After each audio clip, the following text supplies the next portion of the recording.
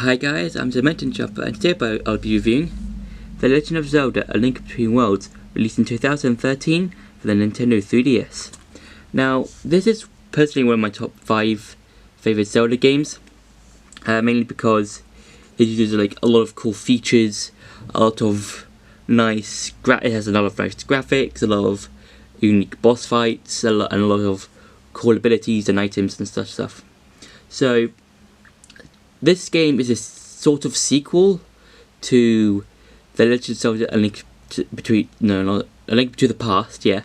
And these both take place in the Fallen Hero timeline, the timeline in which Ganon kills Link, takes the entire Triforce for himself, but is then banished to the Sacred Realm by the Seven Sages, but then he turns it into the Dark Realm.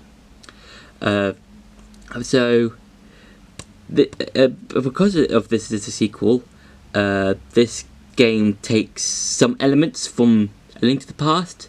So, for example, Link has to gather these 3 pendants, which will give him access to the Master Sword. He then has to go to a different realm to save the 7 Sages from all of these different temples or dungeons, and basically defeat Ganon and save the world, that sort of thing. But for this, there are 2 different worlds. There's Hyrule and Lorule. Now Hyrule, as you know, is this luscious land filled with greenery, flowing waters, that sort of thing. Lorule is the difference. It's different in a really, really vast, differently type world, if you know what I mean. So with Lorule, it's this sort of darker sort of world. All the residents have to wear these masks, and they're opposites to each other. So there's a blacksmith. There are the blacksmith's wife. There's even a hero of that world, but he's not actually a hero. He's kind of more of a coward merchant guy called Ravio, and he actually gives Link the ability to become a painting, which I kind of like, because the painting ability allows Link to merge into any kind of wall. Now, the painting itself, the painting of Link, kind of looks like a person's first attempt at a drawing, but it's still kind of good. It's kind of half good, half not so good. It's kind of like a Picasso of paintings, if you know what I mean. Some of my best work yet.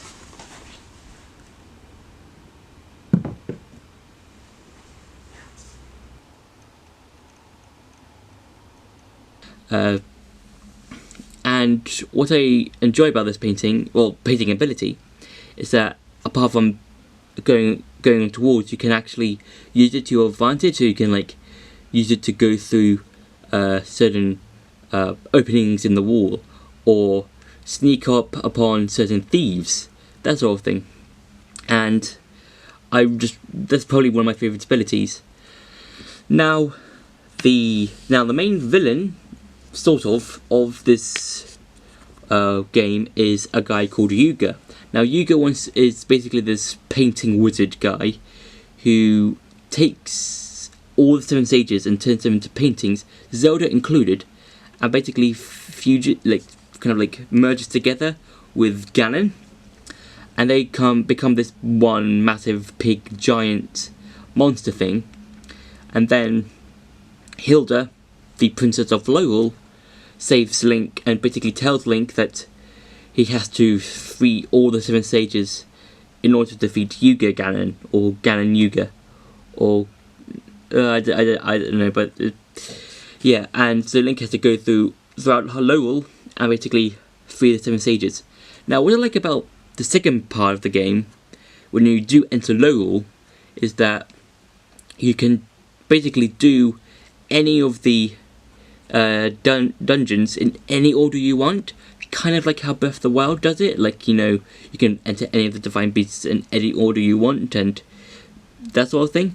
Unlike in A Link to the Past, where you have to go to the dungeons in a specific order, and even in one of these, even in the Sand Dungeon, you have to go through Hyrule, then into Lorule, or Lorule into Hyrule to get to the dungeon.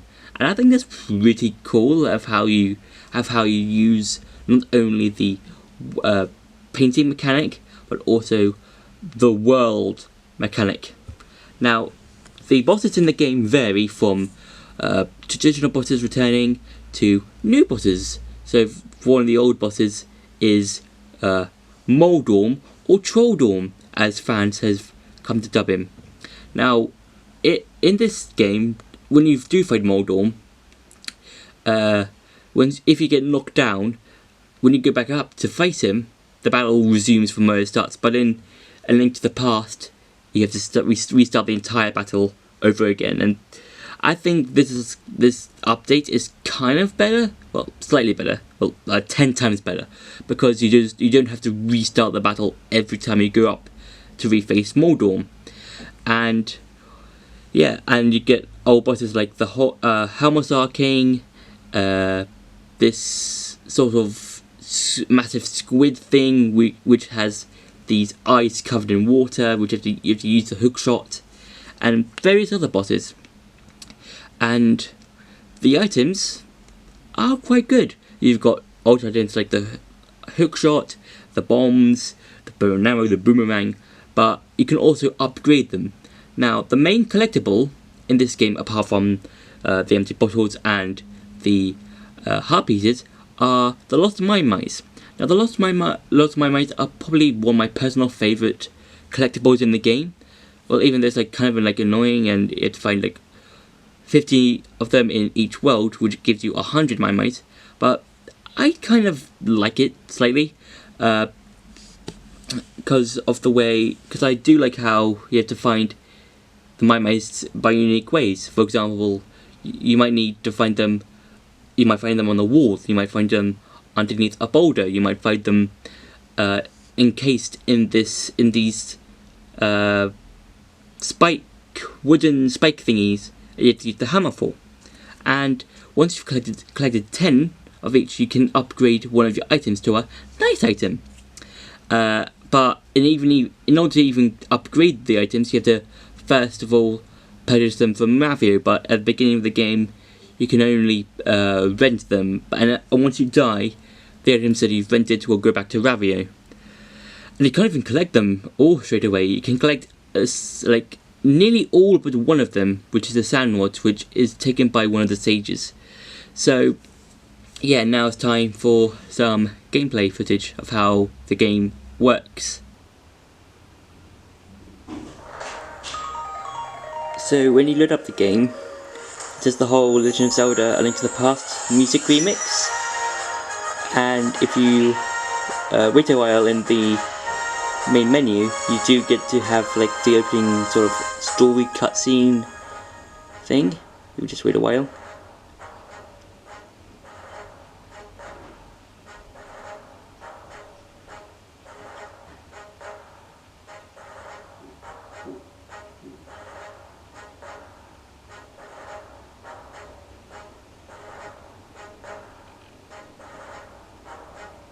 Any minute.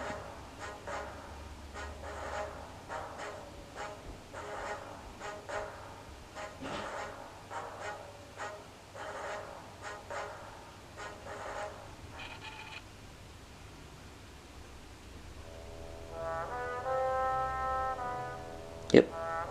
So that's the opening cutscene sort of thing. You can only get it if you I think when you're first get the game, I think, yeah.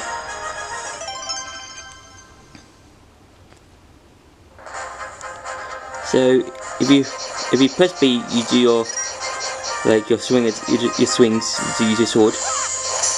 If you press and hold B, you go to a spin attack. You can use it to hit enemies, stuff like that.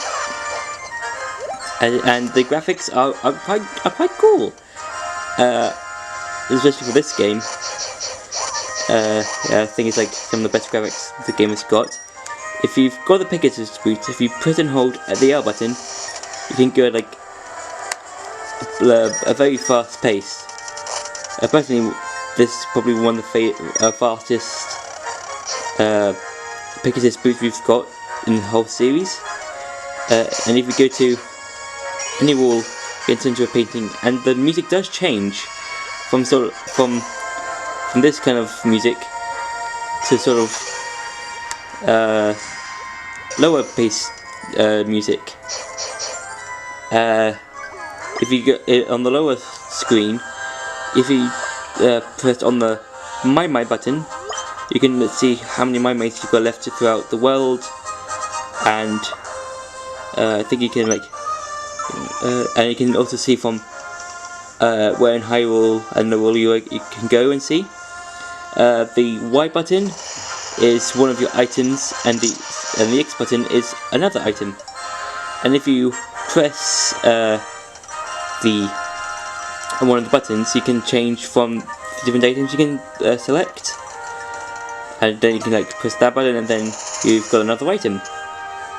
There's a bell icon which you get from Irene the witch. I think that I forgot what it was. You get from a witch, you see, across Hyrule, and you can fly to all of these different places. So I'm gonna fly over to Vacant House, and you get this message: "Hey, you lost? Confused about where to go? Here's a suggestion: head to the first fortune teller. He knows all." Yes, it's Irene the witch you find, and who's one of the sages. And now the painting can help you go across the two different worlds, from Hyrule to Lowell and Lowell to Hyrule. And this is probably the transition is quite cool, because you can see the different versions of Link's costume. So for example, if you've got the blue, if you're wearing the green tunic, you see the blue costume. Well, the tunic. If you're wearing the blue tunic, you see the red tunic, and if you're wearing the red tunic, you see the blue tunic. And if you're full hearts and have the Master Sword, you can fire beams, laser beams, with every single shot. But you can only fire these beams if you're at full hearts. And yeah, and also with the map, you can place pin tags on different areas of the map. So, and you can also go to gear. That shows you all of the stuff you've gathered. So the rupees, the Master Sword, the paintings, that sort of thing. For the items, you've got of your items, but this is slightly faster because you can just basically choose all of the items you want to choose and stuff like that. Yeah, but with the items, you use magic, and that's kind of not the best thing in this game, because everything you use with the items use magic, and it would have been better if you didn't have the magic bar in this game, because then you have to wait for the magic to just recharge. That's probably not the best thing to use. The only things that don't use magic are the flippers and the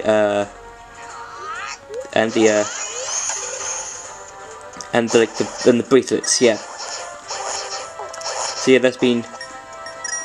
And also you can, yeah, and also forgot, yeah, when you transition from one part to the next, it kind of it takes a few seconds to get to the specific part to this.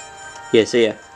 So that's been the gameplay part of this game. Yeah, now it's time for this other part of the review. So my final verdict for the game is that it's really enjoyable. If you've got a 3DS, I suggest you go and collect this game and play it for yourself. And I just enjoy a lot of the things of the game, some of the items, some of the dungeons, and mainly the merging of you becoming a painting and going through between the two different worlds, between Hyrule and Lowell. And I do enjoy the final boss, how you can become a painting and use the bow of light to fire the light arrows towards Yuga Ganon, and I do like the ending. I think it's like kind of a cool sort of ending. It's nice, like a nice sort of ending to the whole game. And I think it's a nice kind of sequel to Link to the Past. It's not as dark as Majora's Mask is to Ocarina of Time, but it's a sort of Phantom Hourglass sort of sequel. It's a nice sort of sequel, but this game is way better than Phantom Hourglass. So that's been my review for Link Between Worlds. Don't forget to like, share and subscribe, and I'll see you in the next video.